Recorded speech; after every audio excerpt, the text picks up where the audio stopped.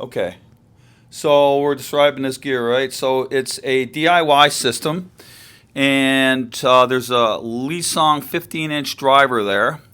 It's a full range driver. It goes from running there from 200 all the way up to 15K, and it starts to roll off. Well, that bank of super tweeters right there picks up the roll off and it actually widens the dispersion of it, so then you get the air that everyone loves. And there's a tweeter on the other side that's exactly the same tweeter. So that one's crossover at 8K. The one on the back's crossover at 4K. So that's an ambient type tweeter. So it gives it ambience and presence. Going below that, those are four Dayton 10s. They actually are put in there into a 1965 car air filter, and it creates what's called a cardioid response, which means it plays forward. It's almost like a heart-shaped response. And it plays forward and tries to keep the bass notes away from the front wall. So there's a reason why it's mounted like that.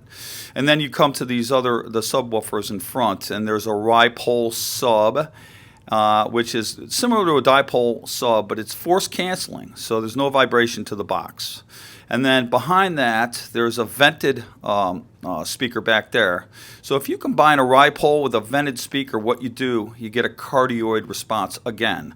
So it keeps the bass notes off the front wall, and it makes the bass a lot cleaner. And that's what we're trying to do with the system. So it's an all-active system. It's got 14 channels of amplification, a total of 5,000 watts. It's all digitally crossed over and delayed. So the tweeters are delayed to the voice coil of the Lisong audio driver. So everything's delayed. Everything's measured.